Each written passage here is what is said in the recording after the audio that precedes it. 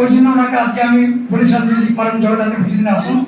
তা উনি এসেছেন, উনি আজকে কিছু বলবেন আপনাদের, সেই বক্তব্য আমরা শুনবো।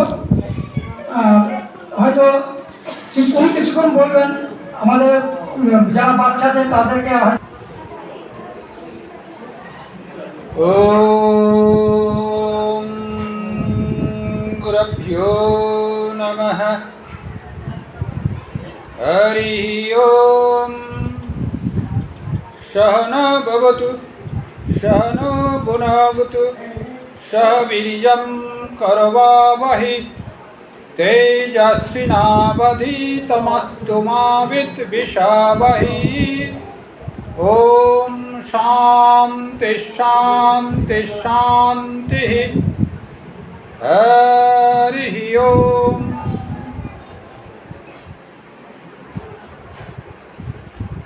ওম স্থাপকায় চ ধর্মস্য সর্বধর্মস্বরূপিণে অবতার বরিষ্ঠায় রামকৃষ্ণায় তে নমঃ।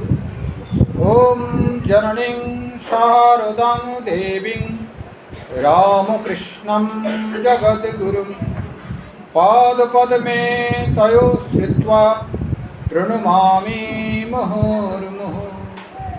নমঃ শ্রী জ্যোতিরাজায় বিবেকানন্দশূরয়ে সচিৎসুখ স্বরূপায় স্বামিনে তাপহারিণে কালিন্দী ফুল্লকমলে মাধবেন ক্রীড়ারত ব্রহ্মানন্দং নমস্তুভ্যং সদ্গুরো লোকনায়কম। ওম সর্বমঙ্গলমঙ্গলে শিবে সর্বার্থসাধিকে শরণ্যে ত্র্যম্বকে গৌরী নারায়ণী নমস্তুতে।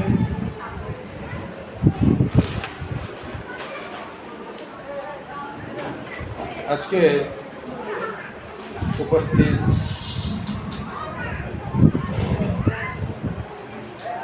কাটোয়ার বিবেকানন্দ পাঠচক্রে উপস্থিত শ্রদ্ধেয় মাতৃমণ্ডলী এবং শ্রীরামকৃষ্ণ অনুরাগী সকল ভক্তমণ্ডলী, আপনাদের সকলকে আন্তরিক গৈরিক অভিনন্দন। আজকের জগদ্ধাত্রী পুজো উপলক্ষে এই আশ্রমে পাঠচক্রে শ্রীমা সারদা দেবীর ছবিতে জগদ্ধাত্রী মায়ের বিশেষ পুজো, ভোগ আরতি এবং হোমযজ্ঞ সবটাই হলো একের পর এক করে। এখন আমি পলাশপাড়া সারদা রামকৃষ্ণ আশ্রম থেকে এসেছি। স্বামী পূর্ণলোকানন্দ পুরী এই নামে ডাকে সব শ্রীমৎ স্বামী ভূতিসানন্দ মহারাজের দেওয়া নাম বেলুরমঠে। তা আজকে আপনাদের সামনে দু চার কথা মায়ের কথাই আলোচনা করব। তবে জগদ্ধাত্রী পুজো কি করে হলো তা একটু বলে নেওয়াই ভালো। শুরু হলো কি করে জগদ্ধাত্রী পুজো? তা আমাদের রাজা কৃষ্ণচন্দ্র মহারাজ ছিলেন কৃষ্ণনগরে। কৃষ্ণচন্দ্র মহারাজ তিনি কৃষ্ণচন্দ্র মহারাজ তিনি কৃষ্ণনগরের মহারাজ ছিলেন। দুর্গা উৎসব খুব বড় করে করতেন, কিন্তু এই সময় আমাদের আলীবর্দী খাঁ মুর্শিদাবাদের যিনি নবাব ছিলেন তিনি অ্যারেস্ট করেন। ওনাকে 12 লক্ষ টাকা দাবি করেছিলেন, তোমাকে 12 লক্ষ টাকা দিতে হবে। যখন তখন কৃষ্ণচন্দ্র রাজাকে দাবি করতেন এবং টাকার হয়তো কিছু মেটাতেন, নচেত তিনি অস্বীকার করতেন, দিতে পারবেন না। অস্বীকার করাতে ওনাকে অ্যারেস্ট করে কারাবাস করিয়েছিলেন। দুর্গাপুজো ঠিক দশমীর পরেই ওনাকে মুক্তি দিয়েছেন। তা কৃষ্ণচন্দ্র রাজার মনে খুব দাগ কাটে, আমাকে পুজোতেই ছাড়লো না, মায়ের পুজোটা আমি দেখতে পেলাম না। তারপর থেকে তার মনমরা অবস্থা হয়ে যায়। তা মা স্বয়ং রাত্রিতে স্বপ্নাদিষ্ট হন, কেন আমি তোমার পুজো নেব, তুমি নতুন করে পুজো করো। তা ঠিক তার পরের ক্ষণেই, অর্থাৎ ওই 1 মাসের পরেই আবার সেই পক্ষ পড়ে। সেই পক্ষতেই কৃষ্ণচন্দ্র রাজা কৃষ্ণনগরে প্রথম জগদ্ধাত্রী পুজো শুরু করেন। সাল হচ্ছে 1762 সাল। ইংরেজির 1762 সালে এই পুজো জগদ্ধাত্রী পুজো শুরু হয়। দেবী দুর্গারই অনুরূপ ষষ্ঠী, সপ্তমী, অষ্টমী, নবমী, দশমীতে বিসর্জন, এইভাবে পুজো কেউ করেন। কৃষ্ণনগরে প্রথম শুরু হয় এবং তার বিশেষ উদ্দীপিত হয়ে সে সময় ইংরেজ শাসন, কিন্তু ইংরেজ শাসনের একটু অংশ চন্দননগর বলে, যেটা বর্তমান চন্দননগর, সেটা কিন্তু চন্দননগর ছিল না, ওটা ফরাসডাঙ্গা বলে নাম ছিল। ফরাসিদের শাসন বলে ওটাকে ফরাসডাঙ্গা বলা হতো। এই ফরাসডাঙ্গার যিনি দেওয়ানজি ছিলেন তার নাম ছিল ইন্দ্রনারায়ণ চৌধুরী। তিনি চন্দননগরে এই মহারাজের পুজোয় বেশ ভালো লেগেছে, তা তিনি চন্দননগরে শুরু করলেন। কৃষ্ণনগর এবং চন্দননগর এই দু জায়গায় প্রাচীন পুজো। তা এইভাবে আমাদের বাংলাতে জগদ্ধাত্রী পুজো সৃষ্টি হয়। দেবী দুর্গারই একটি রূপ বিশেষ। মতান্তরে আছে তান্ত্রিক পুজো, কোথাও কোথাও দেবীর বর্ণ লাল দেখবেন, নচেত মাতৃবর্ণ, দেবী দুর্গার বর্ণের মতোই বর্ণ, নচেত কোথাও কোথাও মায়ের বর্ণ লাল। জগদ্ধাত্রী পুজো জয়রামবাটিতে হয়, মায়ের বর্ণ লাল। কিন্তু সারদা পীঠে পুজো হয়, বেলুর মঠের পাশে একটি ব্রাঞ্চ, বেলুর মঠে সারদা পীঠ নাম। তা বিটি কলেজ টলেজ ওখানে আছে, হায়ার সেকেন্ডারি স্কুল টুল আছে, তো হোস্টেল ছাত্রাবাসও আছে, ওখানে লাল কালার করা হয়। অর্থাৎ তান্ত্রিকভাবে ওখানে পুজো করা হয়। একদিনেই সমস্ত পুজো শেষ করা হয়, সপ্তমী, অষ্টমী এবং নবমী। তা আগামীকাল বিসর্জন হবে, বিসর্জন ঘট বিসর্জন হবে।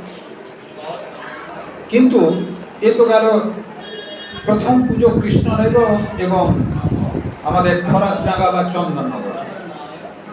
কিন্তু সারদা মায়ের পুজো বা জয়রামবাটিতে পুজো কখন থেকে শুরু হয়, সেটি প্রশ্ন আসতে পারে।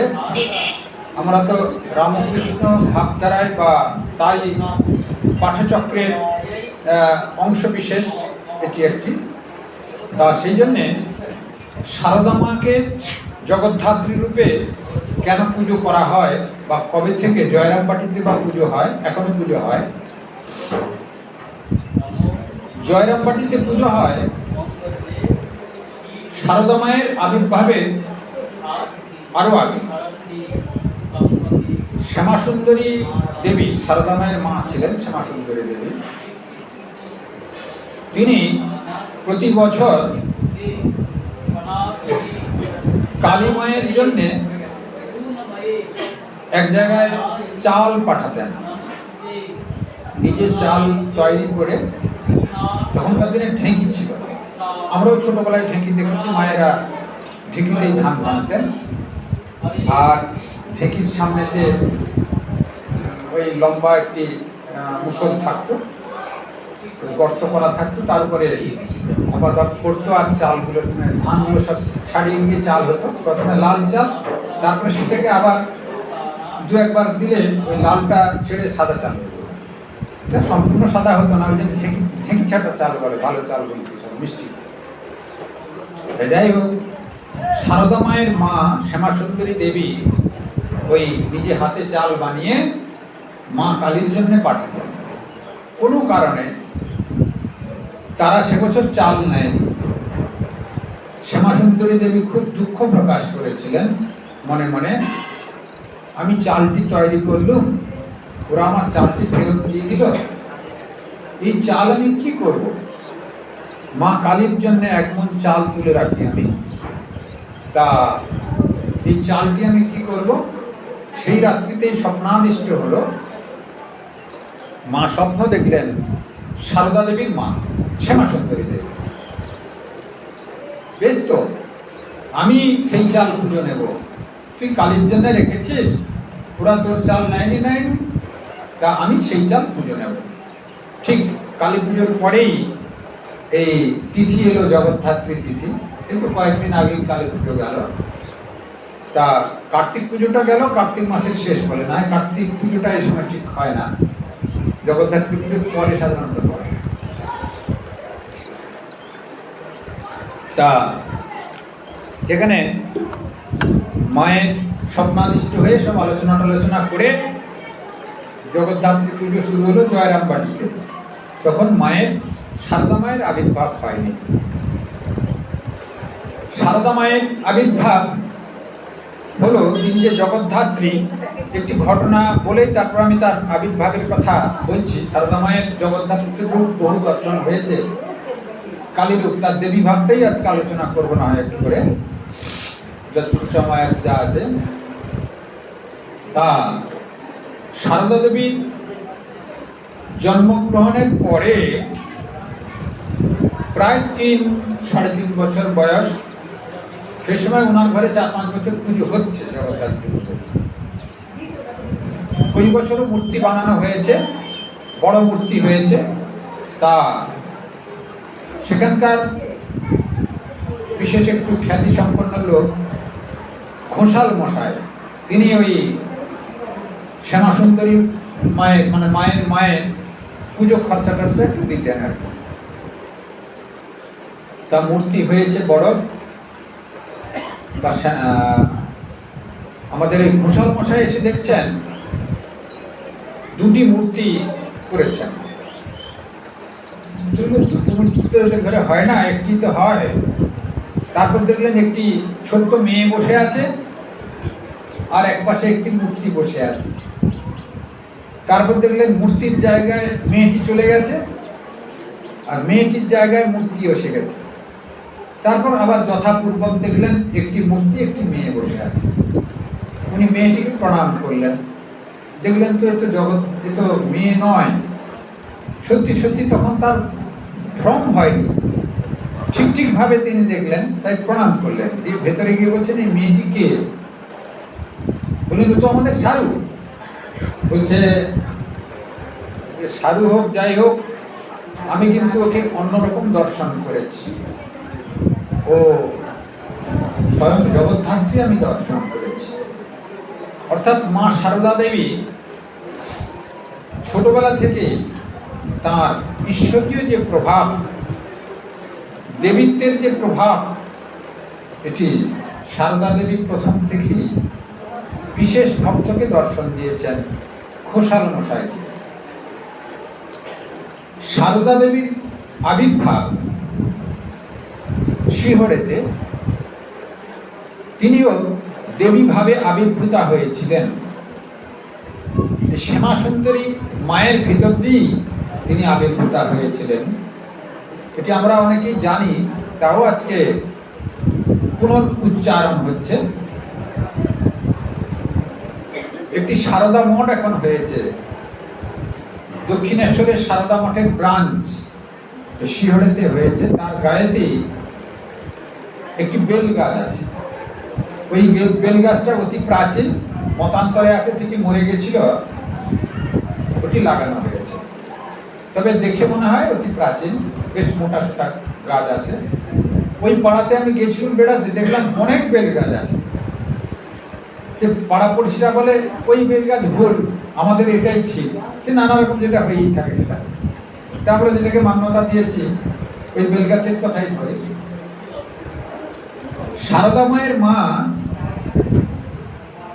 তিনি নাটক শুনতে ভালোবাসতেন। নাটক মানে যাত্রা, আগে যাত্রা অনুষ্ঠান খুব হতো সব। তা এখন ওই মোবাইল হয়ে বা টিভি হয়ে যে যাত্রা অনুষ্ঠান কমে গেছে, টিকিট কাটা যাত্রা দলটল হতো, আমরাও শুনেছি ছোটবেলায়। আর সে যাত্রা শুনতে গেছিলেন, যাত্রা থেকে ফেরার সময় একটু শৌচ যাবেন, পেচ্ছাপ বা পায়খানা কিছু পেয়েছে টেয়েছে, তো একটি গাছের গোড়ায় না জানতে পেয়ে বসে পড়েছেন।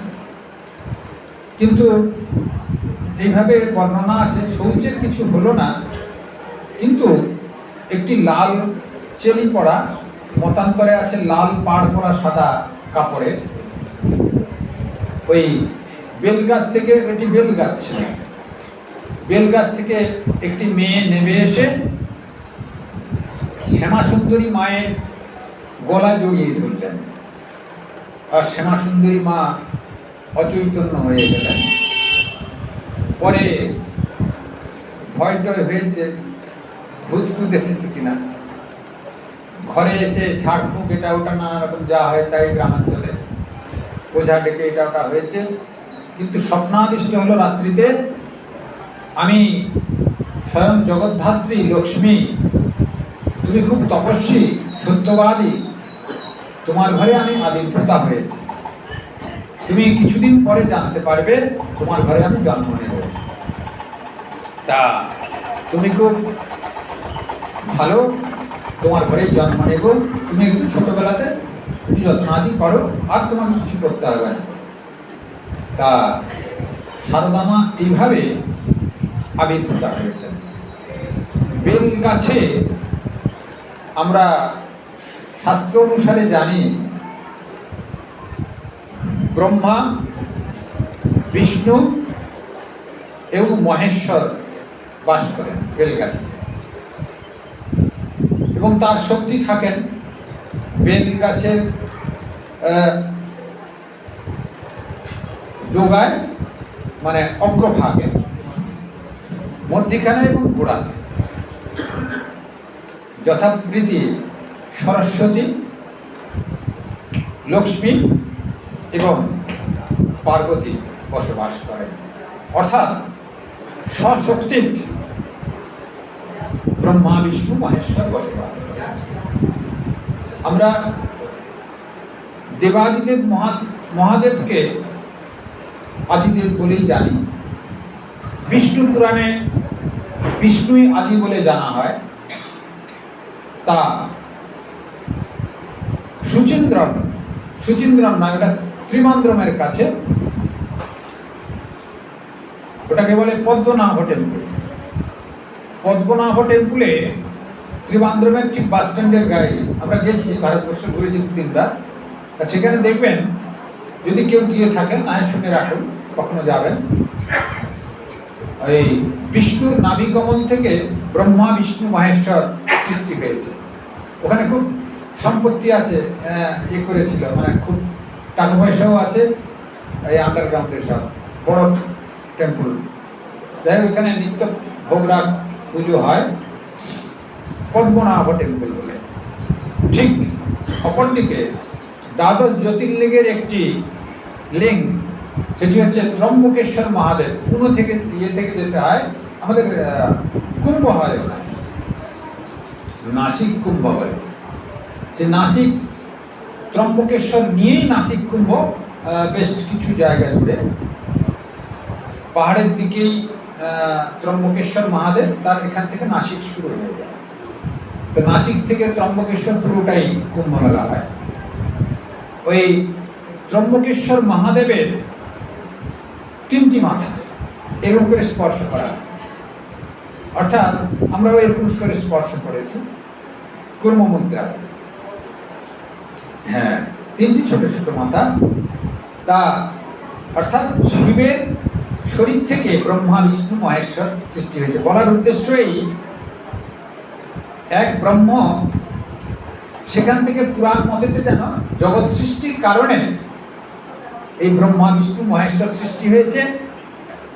আমাদের শিব পুরাণ অনুসারে শিব থেকে সৃষ্টি হয়েছে, আর বিষ্ণু পুরাণ অনুসারে বিষ্ণু থেকে সৃষ্টি হয়েছে।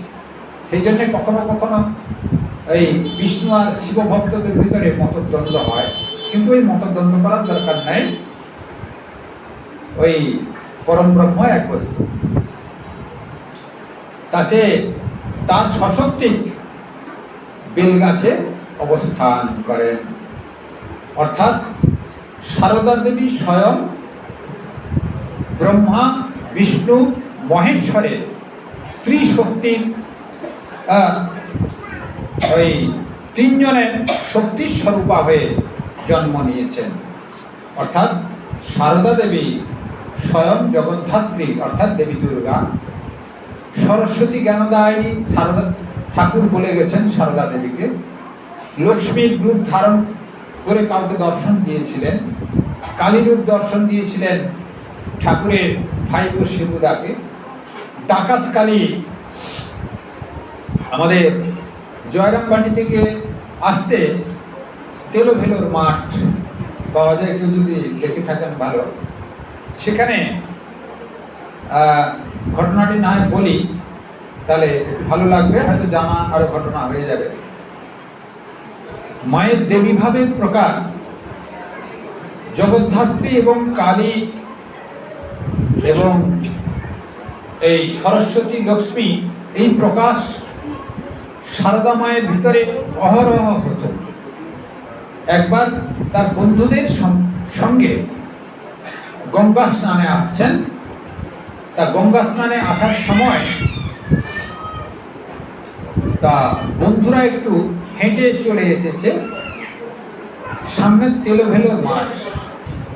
বন্ধুরা ওই তেলোভেলোর মাঠ পেরিয়ে চলে গেছে, আর মা একটু হাঁটতে কম পারতেন। তারপরে আবার তখন বিয়ে হয়ে গেছে, তা ছোটবেলাতে বিয়ে হয়েছিল। সেই ঘটনায় হয়তো যায়নি, প্রসঙ্গক্রমে যদি পরে বলবো, বলতে থাকি, যদি প্রসঙ্গ পড়ে তো বলবো, না বিয়ে ঘটনাটা আর বলে লাভ নাই। তা সেখানে একটু সন্ধে হয়, সেই সময়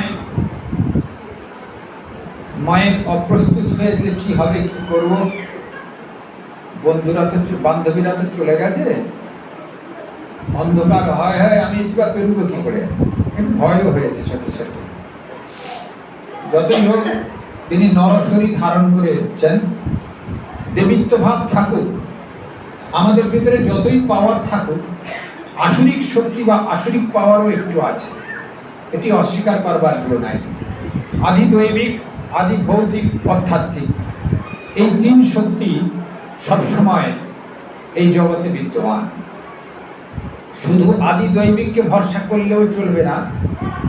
আধ্যাত্মিক রাজ্যে যারা বিচরণ করেন তার সবই করায়ত্ত হয় ঠিকই, কিন্তু ওই আদি ভৌতিক শক্তিকে রোধ করা যায়, সবই রোধ করা যায়, কিন্তু সবসময় রোধ করা যায় না যদি আধ্যাত্মিক চরম অবস্থায় না পৌঁছানো যায়।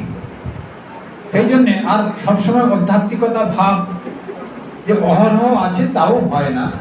সমাজে বিচরণ করতে গেলে আদি ভৌতিক ভাব এবং আদি দৈবিক ভাব কখনো কখনো প্রয়োগ হয়ে যায় মনের ভিতরে। সারদা মায়েরও সেরকম হয়েছিল, একটু ভয় ভীতি হয়েছিল, আদি ভৌতিক ভাব প্রয়োগ হয়েছিল। ঠিক সেই সময় একটি দীর্ঘাকৃতি একটি লোক বিরাট চকচকে একটি ধারালো অস্ত্র নিয়ে মায়ের কাছে দণ্ডায়মান, মায়ের সামনে। মা অতীব সরল ছিলেন এবং মা তো স্বয়ং জগদ্ধাত্রী, তিনি আর কি বলবেন, তিনি বললেন, বাবা তুমি এসে গেছে, ভাগ্যিস ভালো, আমার তো ভয় করছিল। তা আমি তোমার জামাইয়ের কাছে যাব ভাবছিলাম, গঙ্গা স্নানেও যাব, আর তোমার জামাইয়ের কাছে একটু দেখা করতে যাব। তা সন্ধে হয়ে গেছে, জঙ্গলের ভিতরে কোথায় যাব ভাবছিলাম, ভাগ্যিস তুমি এসে পড়েছো। তা বাবা তুমি ভালোই, তোমার ঘরে না হয় আজকে থাকা যাবে। দেখুন ডাক্তার বলছি, আমাদের ডাকাতের মন কিছু সময়ের ভিতরে একবারে তরল হয়ে গেছে।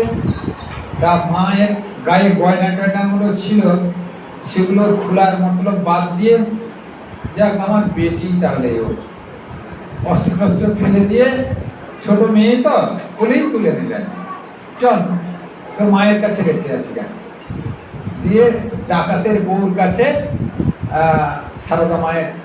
সারদা মাকে ডাকাতের বউর কাছে পৌঁছে দিলেন। অর্থাৎ সেখানেও মা এই দুমড়ে মুচড়ে ডাকাত বাবাকে ঠান্ডা করে দিয়েছিলেন। মায়ের ভিতরের যে পাওয়ার, এই আসরিক ক্ষমতাকে তিনি নষ্ট করে দিয়েছিলেন। ছোটবেলা তো সেই পাওয়ার ছিল, তা সত্ত্বেও ডাকাত বাবা কি করেছেন, ওই রাত্রিতে সারদা মা যখন ঘুমিয়ে গেছেন, ওই কলাই মুড়ি খেয়ে খেয়ে ঘুমিয়ে পড়েছেন। ডাকাতের মন তো গয়নাগাটি দেখলে কখনো কখনো আবার জেগে বসে। তার রাত্রিতে সারদা মা যে ঘুমিয়ে পড়েছে, গয়নাগাটি খুব হয়েছে, আর ডাকাত এর স্ত্রীও ঘুমিয়ে পড়েছে, বাধা দেওয়ার কোনো নাই। এই সময় চুরি করবো যে গেছেন, গলায় হাত মারতে দেবেন, ওই গয়নাটুকু কাটবেন। তা দেখছেন মা কালী শুয়ে আছে, জিভ বার করানো আছে মায়ের।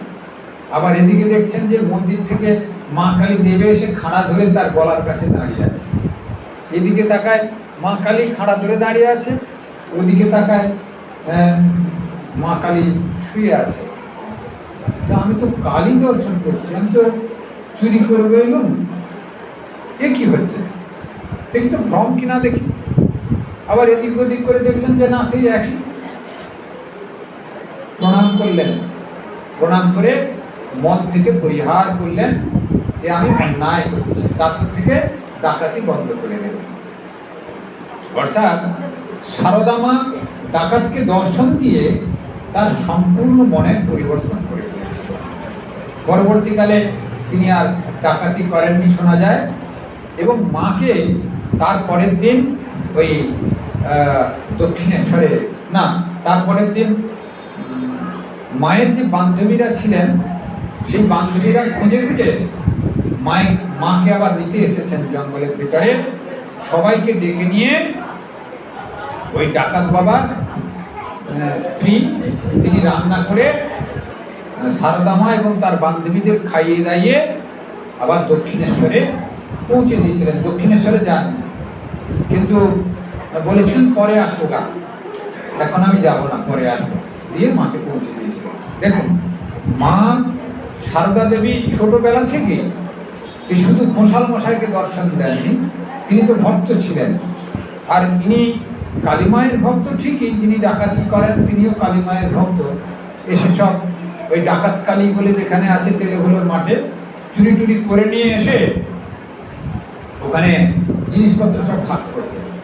তাদেরও একটু ভক্তি বিশ্বাস ছিল, কিন্তু ওটা ছিল ওই জগতের ভাগ বন্টরা নিয়ে, আধ্যাত্মিকতার চরম অবস্থায় না।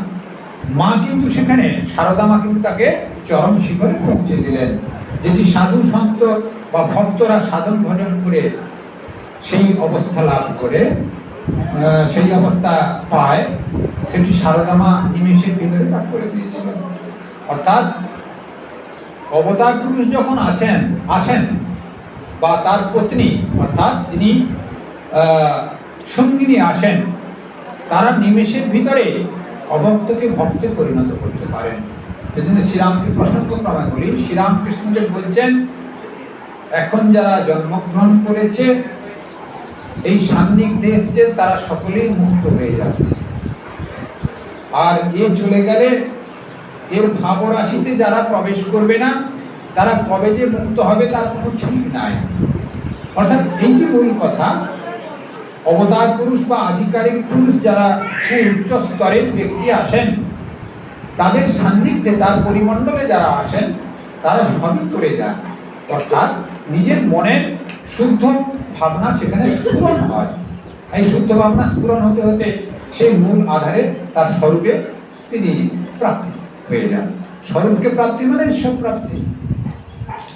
এই ঈশ্বর আলাদা কিছু নয়, আপনার ভিতরেই আছে, আপনি ঈশ্বর। সেটি মাইক আবরণের দ্বারা আবরিত হয়ে আছে, আপনাকে বুঝতে দিচ্ছে না। বেদান্ত বলছে অহংকারের চাপা আছে। মানুষ যদি অহংকার ত্যাগ করেন, একটু ক্ষুদ্র ক্ষুদ্র করে করেও ত্যাগ হয়, আবার কখনো অবতার বা আচার্যের সান্নিধ্যে স্পর্শ মাত্রেই ত্যাগ হয়ে যায়। যে কোনো পাশ দিয়েই হতে পারে। ওই বলছেন দেশলাইয়ের কাঠি একটি ঘরের ভিতরে খচ করে জ্বালালে ঘরটা হঠাৎ চকিতে আলো হয়ে যায়, একটু একটু করে হয় তা নয়।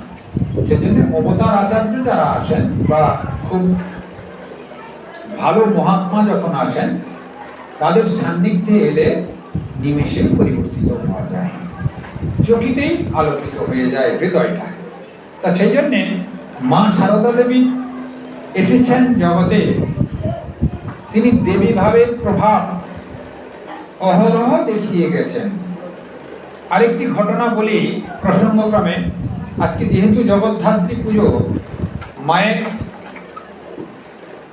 এই জগদ্ধাত্রী রূপের আরেকটি বর্ণনা বলি। মা সারদা দেবী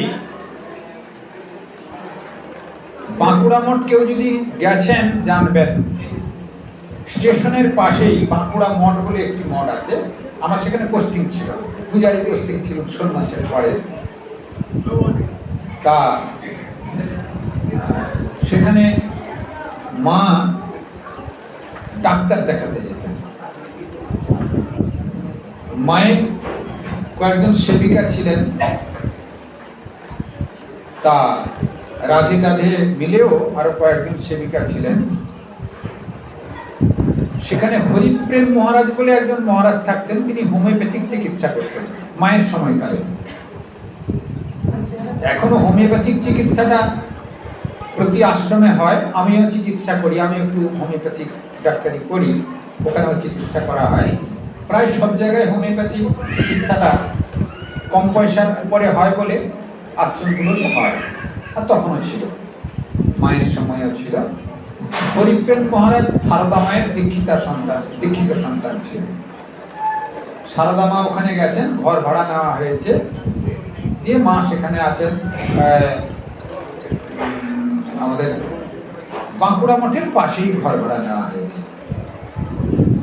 হরিপ্রেম মহারাজ সারদা মায়ের সন্তান হলেও ওই দীক্ষার পরে সারদা মায়ের সঙ্গে আর সাক্ষাৎ হয়নি। কারণ সারদা মা উদ্বোধনে যখন থাকতেন, তখন দাঁড়ি ছিলেন বা সেক্রেটারি ছিলেন শরৎ মহারাজ, স্বামী শারদানন্দ। তিনি সব প্রবেশ নিষেধ, কাউকে বিশেষ যেতে দিতেন না। তা সেই জন্যে সন্ন্যাসী হলেও, তার সন্তান হলেও সারদা মায়ের ওই কোনো রকম করে প্রণাম সারার মতো যাবে আর আসবে। ওই যেরকম কল্পতরুতে কেউ যদি যান, দেখবেন ফটোতে টাচ করতে পারা যায় না, হাত জোড় করে কোনো রকম যাবেন আর আসবেন, ওইভাবে এইসব ব্যবস্থা ছিল, এখনো তাই আছে। তা হরিপ্রেম মহারাজ সুযোগ বুঝে, খাওয়া দাওয়া হয়ে গেছে, বলছেন এই তালে একটু মায়ের পদসেবা করে আসি।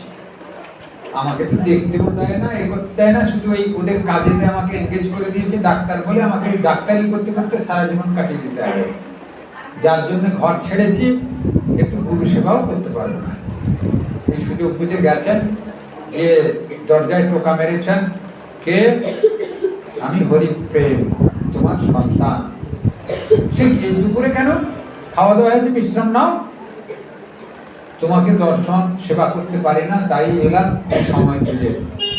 তোমরা স্বয়ং শিব, আমরা মেয়ে মানুষ, আমাদের আবার সেবা কি?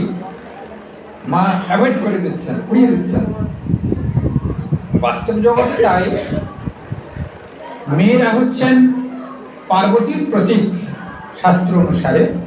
যারা বিষ্ণু ভক্ত তারা লক্ষ্মীর প্রতীক বলেন, আর ছেলেরা হচ্ছে নারায়ণের প্রতীক, আর যারা শিব ভক্ত তারা শিবের প্রতীক। তাই মা বলছেন তোমরা সব সন্ন্যাসী, শিবস্বরূপ, মেয়েদের সেবা করার কি দরকার?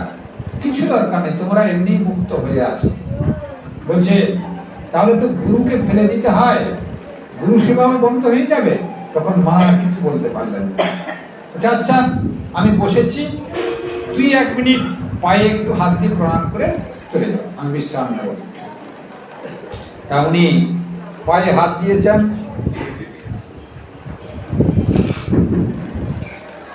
পায়ে হাত দিয়ে দেখছেন মায়ের পাগুলো সেই সময় রোগা রোগা ছিল, মা একটু রোগা ছিলেন আর কি, পাগুলো সেই কারণে রোগা। মনে মনে ভাবছেন এই পাগুলো এত রোগা, সব অবতার অবতার পত্নী বলে, ইয়ে কি? মনে মনে ভাবছেন আমার গুরুদেব আবার সব অবতার বলেন, পা এরকম হবে কেন? অবতারের তো নানা রকম সুন্দর পা হবে, নরম হবে, তৈলাক্ত হবে, আবার একে জগদ্ধাত্রীও কেউ বলে, সরস্বতী বলে, লক্ষ্মী বলে, সব বাজে কথা, একটু কিছুই নয়।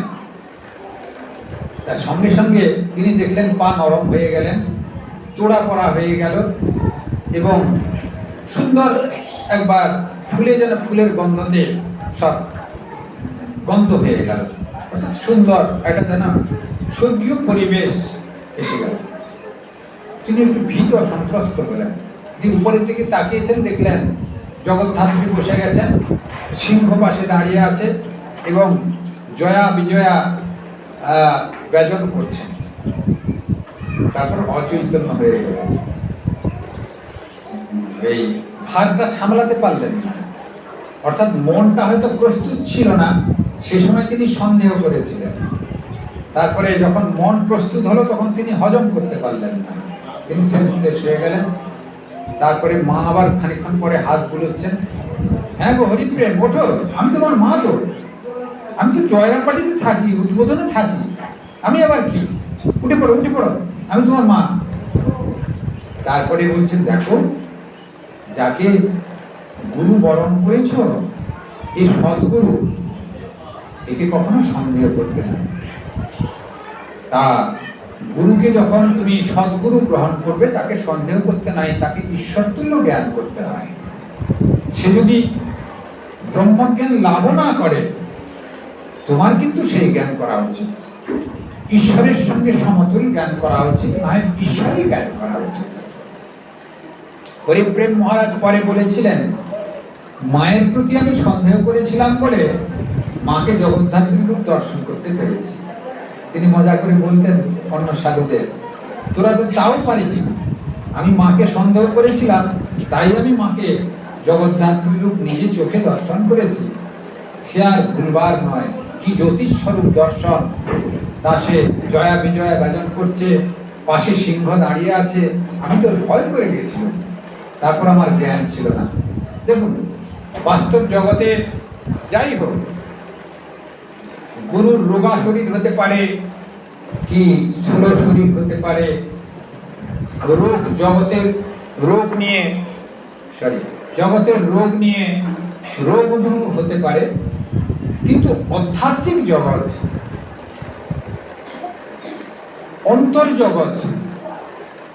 অন্তর্জগতের একটি বিশেষ ভাবরাশি, যেটা বাইরের জগতে সবসময় প্রকটিত নাও হতে পারে।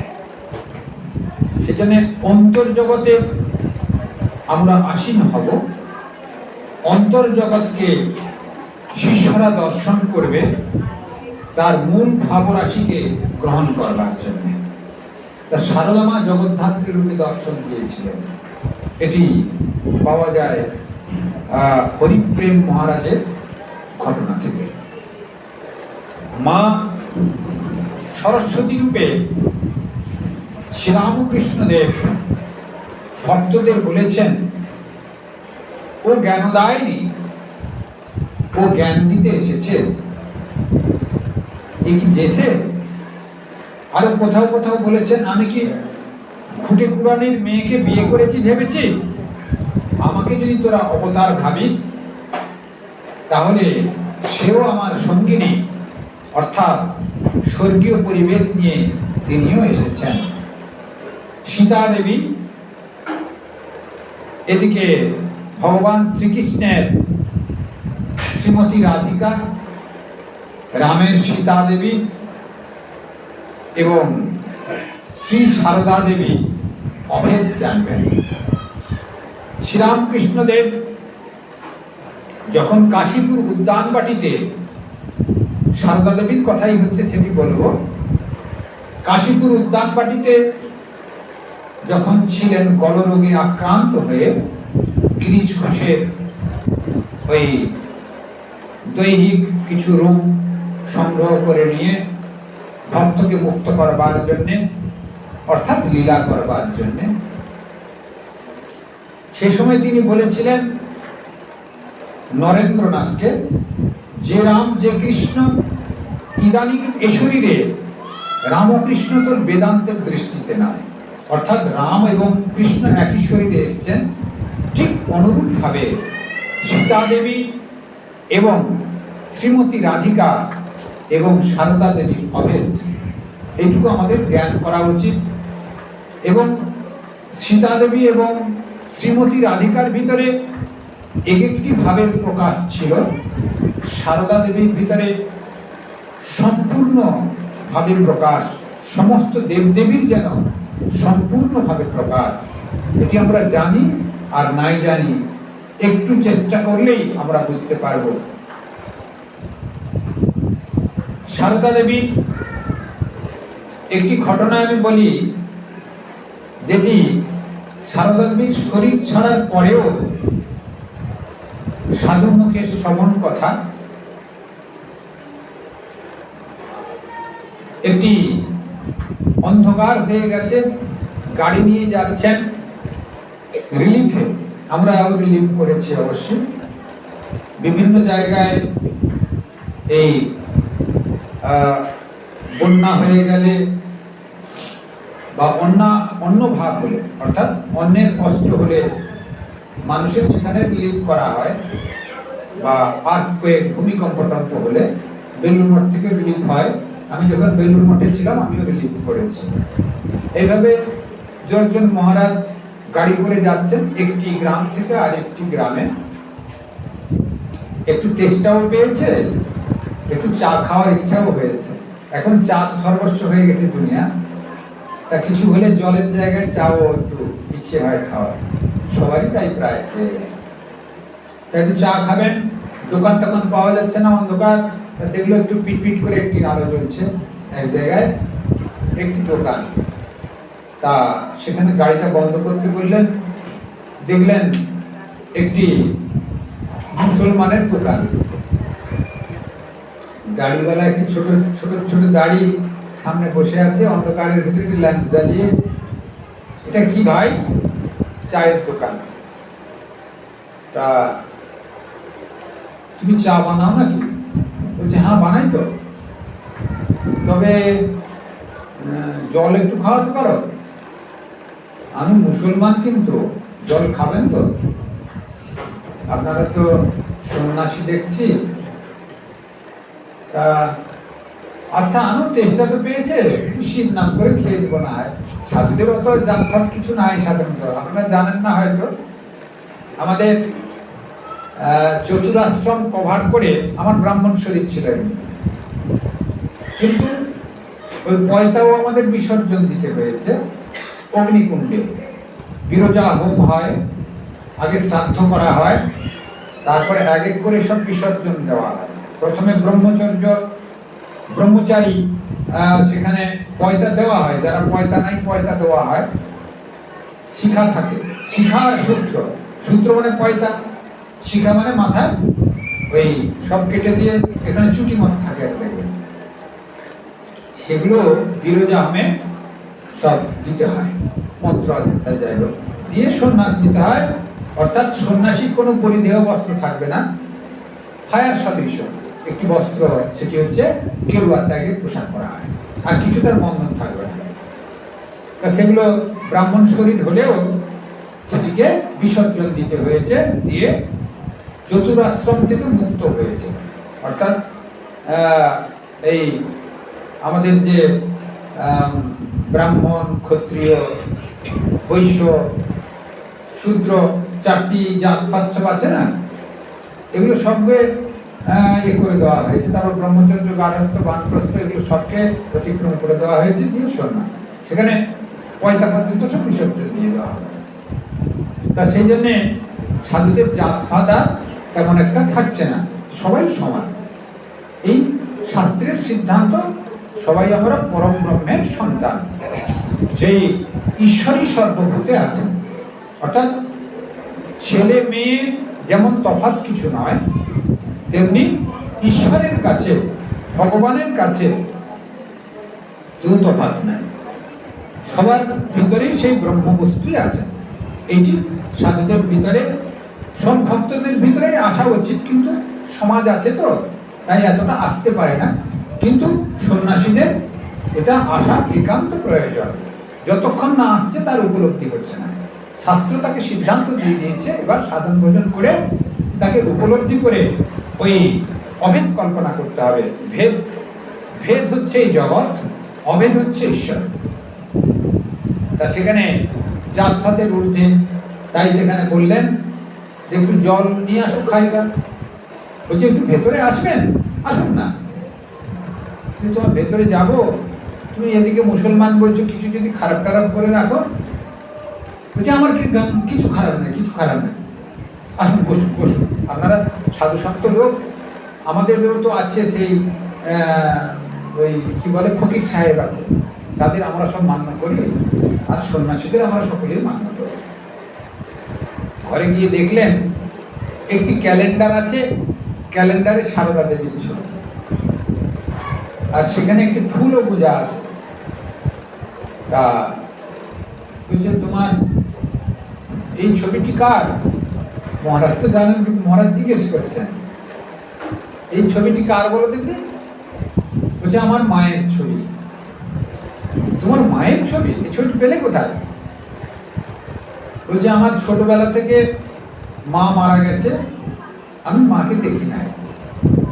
আমার বাবা ছিল, সেও মারা গেছে, আমি একাকী হয়ে গেছি। তারপরে আমি ঘুরে বেড়াতাম, মা মা বলে কাঁদতাম। একদিন দেখি একটি পেপার বিক্রেতা এই ছবিটা ওই পেপার থেকে ফেলে দিয়েছিল। আমি সেই ছবিটা কুড়িয়ে নিয়ে মা বলে খুব কাঁদতাম। দেখলাম এই ছবিটা যেন জল করে, যেন আমার সঙ্গে যেন কথা কয়। আমি এই ছবিটা টাঙিয়ে রেখেছি, প্রতিদিন ফুল দিই। এই চায়ের দোকানে যা ইনকাম হয় আমি তা রান্না করে খাই, এবং কারো কাছ থেকে না ঠকিয়ে ওই আমার এই চলছে। এই ছোট দোকানে আমার চলে, আর মাকে করি। আর স্বামীজি তখন চোখ থেকে জল ফেলছেন। দেখো মায়ের কোথায় অবস্থান, কিভাবে অবস্থান, কোন ভক্তকে কিভাবে দেখা দেন।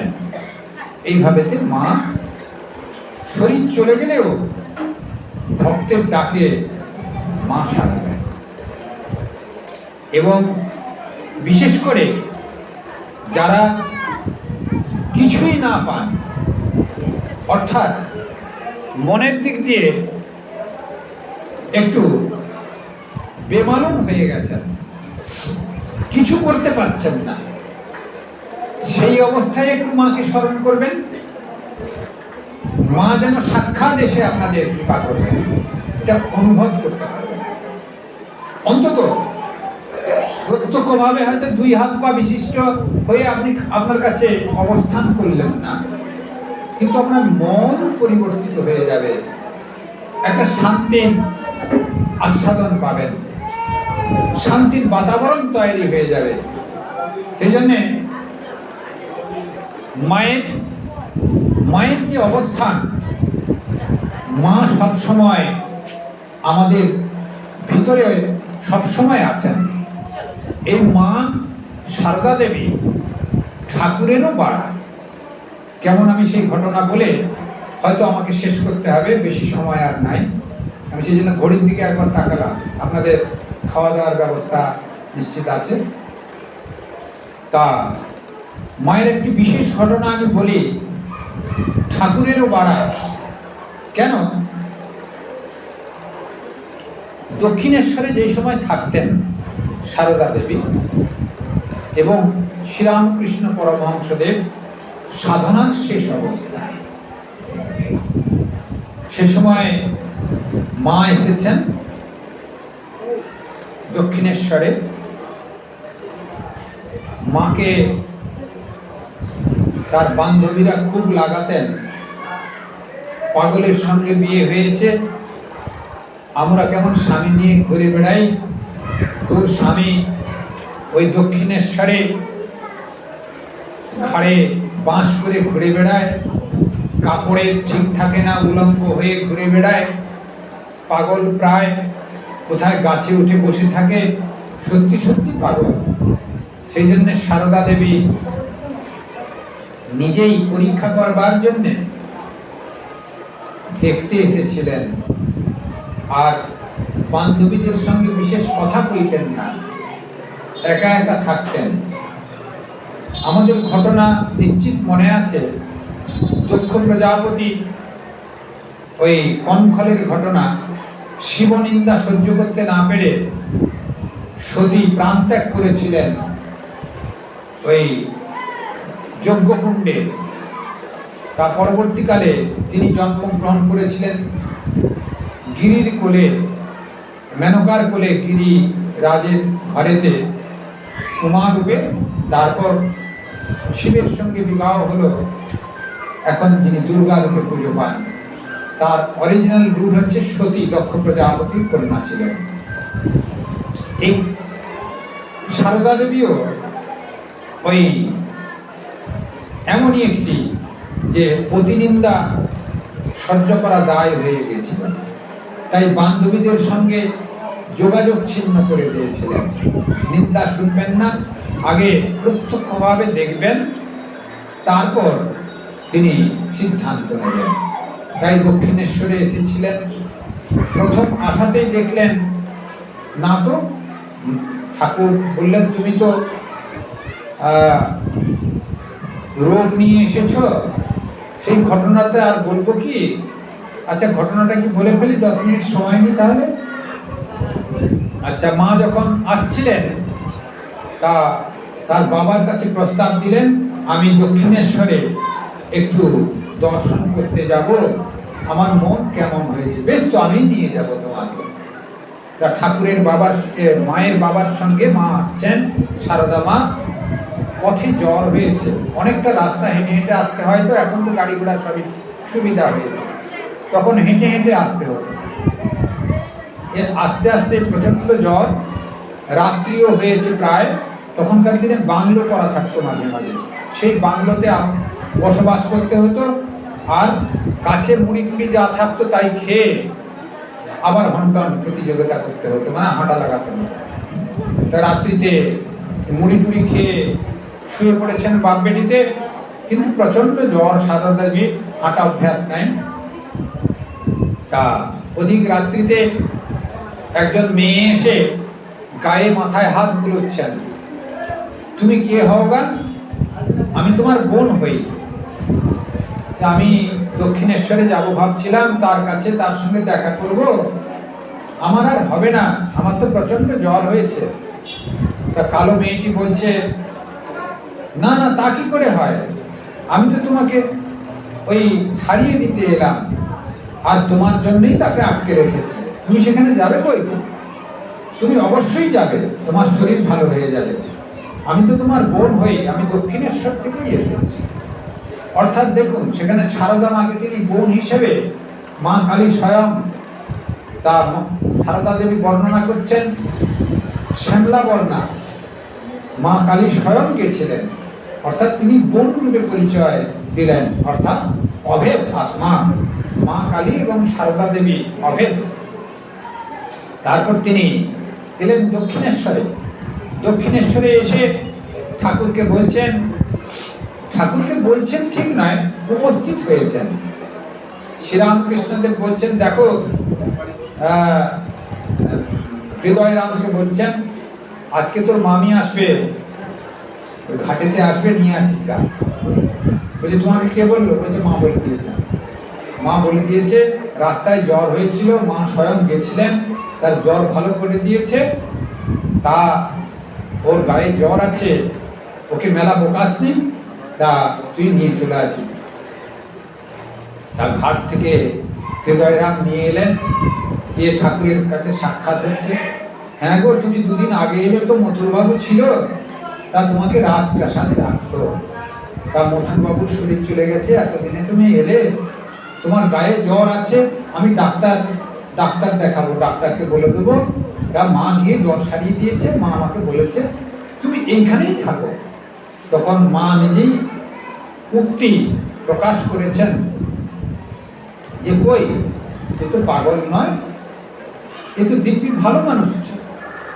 তা ওরা সব পাগল বলে আমাকে অতিক্রম করিয়েছিল। তারপর বললেন তুমি কি আমাকে ধর্মপথে সাহায্য করতে এসছো না সংসার পথে টেনে নিতে এসছো? বুঝছে না, আমি তোমাকে ধর্মপথে সাহায্য করতে এসেছি, আমি তোমাকে সংসার পথে টানবো কেন? তবে তোমাকে আমি একটু দেখতে এসেছি, সেবা করবার জন্য এসেছি। তুমি সাধন ভজন করো, শরীর অনেক সময় খারাপ হয়, আমি কিছুদিন থেকে তোমাকে সেবা করব। তা আমি আর বিশেষ ঘটনায় যাচ্ছি না, তার একটি ঘটনা বলেই হয়তো শেষ করে দেব। তা একটি ঘটনাটা সেটি হচ্ছে, না বললে নয়, মা যে শ্রীরামকৃষ্ণ দেবের চেয়েও বাড়া, সেই ঘটনা দিয়ে প্রমাণ আমরা সকলেই পেয়েছি। আপনারাও উপলব্ধি করতে পারবেন একটু যদি সাধন ভজন করেন। ঘটনাটা এই, দক্ষিণেশ্বরে থাকা অবস্থায় সাধন ভজনের ইতি অর্থাৎ শেষ সময়ে শ্রীরামকৃষ্ণদেব সারদা মাকে একদিন বললেন তুমি তৈরি থাকবে, স্নানাদি করে তৈরি থাকবে, আজকে ফলহারিণী কালী পুজো, তা তুমি আমার ঘরে চলে আসবে, রাত 10টার সময় আমার ঘরে চলে আসবে। তা তুমি আবার রাত 10টার সময় ডাকছো, তুমি কি করবে? বলছে সে বিশেষ ব্যবস্থা আছে গা, এখন তোমাকে জানার দরকার নাই। হৃদয়রামকে বললে আজকে কালী পুজো হবে, আমার ঘরে একটি সব পুজোর আয়োজন করে দিস গা, যে ঠাকুর কালী মন্দিরে যাস। হৃদয়রাম সব ব্যবস্থা করেছে। বলছি তোমার ঘরে আবার তুমি কালী পুজো কার করবে? তুমি আবার মামিকে আসতে বলেছো, কি পুজো করবে তুমি? আচ্ছা দেখা যাক কি করো তুমি, আমি সব খেয়াল রাখবো গা। তা উনি মামা ভাগ্নে এরকমই মস্করা করতেন, তার সমবয়স্ক প্রায়, তো তাও সেবা করতেন। ভাগনা না থাকলে ঠাকুরের খুব দুর্গতি ছিল, মোর সমাধি হয়ে যেতেন, কে তত্ত্বাবধান করবে? এই ভাগনা ছিল বলেই যত্নাদি করতেন। তা সে সময়তে মা সারদা দেবী একটি নতুন পিঁড়িতে মা সারদা দেবীকে বসিয়েছেন, নববস্ত্র পরিধান করে ত্রিপুরা সুন্দরী জ্ঞানেতে মাকে পুজো করেছেন। অর্থাৎ এই জগতে স্ত্রী শক্তি, বেদান্ত মতেতে পুরুষ প্রধান, তন্ত্র মতে হচ্ছে স্ত্রী প্রধান, আর এই জগৎ হচ্ছে প্রকৃতি পরিচালিত।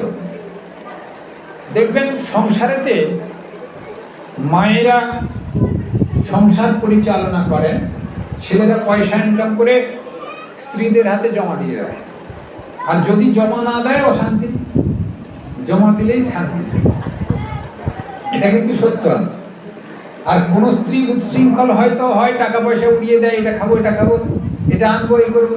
আর অধিকাংশ স্ত্রী রক্ষণাবেক্ষণ করেন এবং সংসারকে গুছিয়ে মেনটেনেন্স করেন, এটা বেশির ক্ষেত্রে দেখা যায়।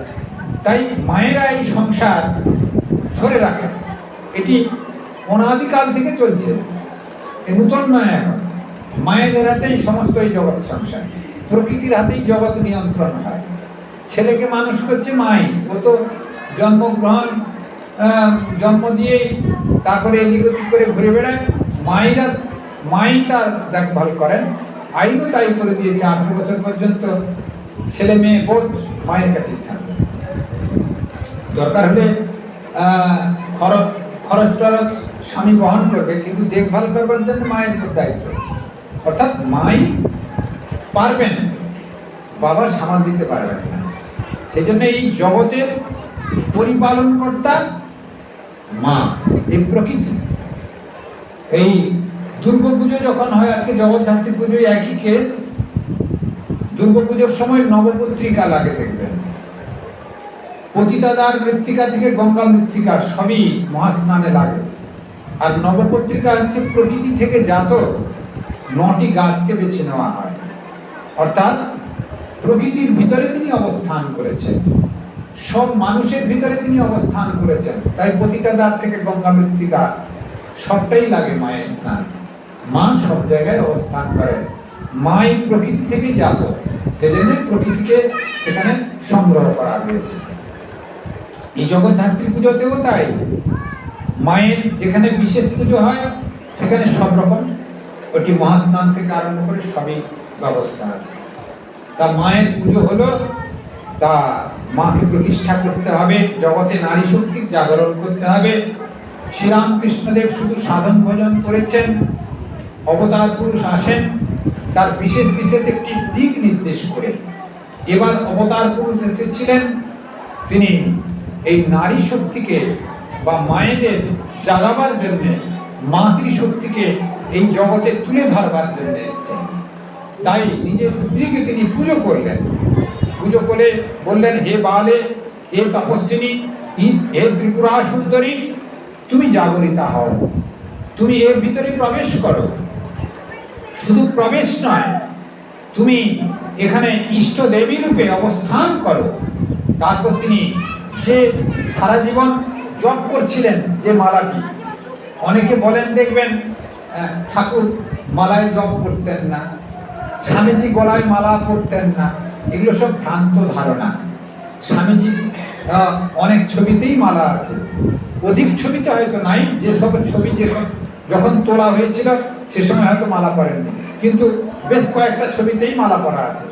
এই ধারণাটা ভুল, কারণ ওই রুদ্রাক্ষ মালা আমরা যেরকম পড়েছি, ধরুন বিশেষ ক্ষেত্রে পড়া হয়। এখন বাথরুম করতে যাবেন কি স্নান করতে যাবেন কি কোনো কাজ করছেন, সেই সময় কি আর মালা চাপানো থাকবে? সেই সময় হয়তো ছবি নিয়েছে, সেই ছবিটাকে গুরুত্ব বেশি দিয়ে দিল, কিন্তু তা নয়। মালা, রুদ্রাক্ষ মালা সবাই পরিধান করবেন, জপ করবেন রুদ্রাক্ষ মালা দিয়ে, গুরু নির্দিষ্ট পথে করুন। কখনো কখনো গুরুর পরামর্শ নিয়ে রুদ্রাক্ষ মালাকে জপ করবেন। রুদ্রাক্ষ মালারও একটা ক্ষমতা আছে, এই ফলের একটি ক্ষমতা আছে। এটি হচ্ছে শিবের রুদ্র থেকে হয়েছে, এই অশ্রু থেকে হয়েছে। সেজন্য প্রথম বৃক্ষ, যেরকম সমুদ্র মন্থনে পারিজাত বৃক্ষ তৈরি হয়েছিল, সেরকম এই পৃথিবীর প্রথম বৃক্ষ হচ্ছে ওই রুদ্রাক্ষ বৃক্ষ। সে রুদ্রাক্ষ বৃক্ষ প্রসঙ্গ ক্রমে করলো, রুদ্রাক্ষ মালাতে জপ করবেন ভালো।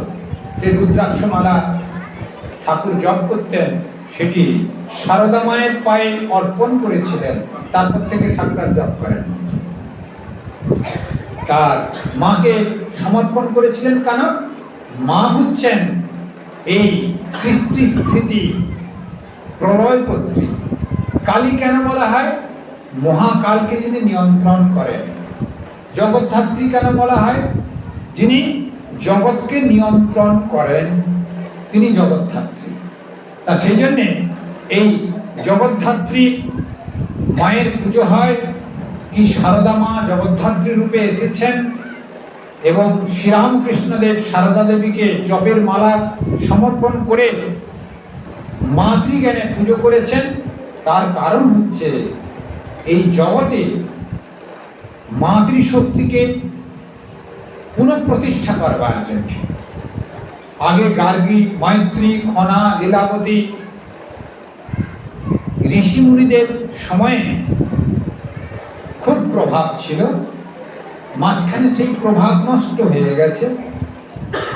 এখন সেই প্রভাবকে পুনর্জাগরণের জন্য স্বামীজিও চেষ্টা করেছেন ঠাকুরের নির্দেশে, আর মা স্বয়ং প্রতিভা সম্পন্না ছিলেন। তিনি নিজে বুঝতে পেরেছিলেন, ঠাকুরের প্রশ্নের উত্তরেও তাই দিয়েছিলেন আমাকে তোমার কেমন বোধ হয়? তা ঠাকুর বলেছিলেন, আমার ইষ্ট দেবী যিনি মন্দিরে পূজিতা হন এবং যিনি আমার গর্ভধারিণী নহবতে আছেন, এখন যিনি আমার পদসেবা করছেন, এই তিনজন এক সচ্চিদানন্দ মই অর্থাৎ সেই মাতৃ জ্ঞান করি। সারদা দেবী খুশি হয়ে গেছিলেন, তুমি ঠিক ধরেছ গা, আমি সেই মূল শক্তির আধার আদ্যা দেবী, আদ্যা শক্তি মহামায়া। তা মা সেখানে খুশি হয়েছিলেন। সেখানে স্ত্রী পুরুষ সম্পর্ক ছিল না, তিনি জগদ্ধাত্রী রূপে এই জগতে বিরাজ করেছিলেন। আজকে এই জগদ্ধাত্রী পুজো উপলক্ষে এই বিবেকানন্দ পাঠচক্র কাটোয়া স্থানের নাম কি গো? সর্দারপল্লী।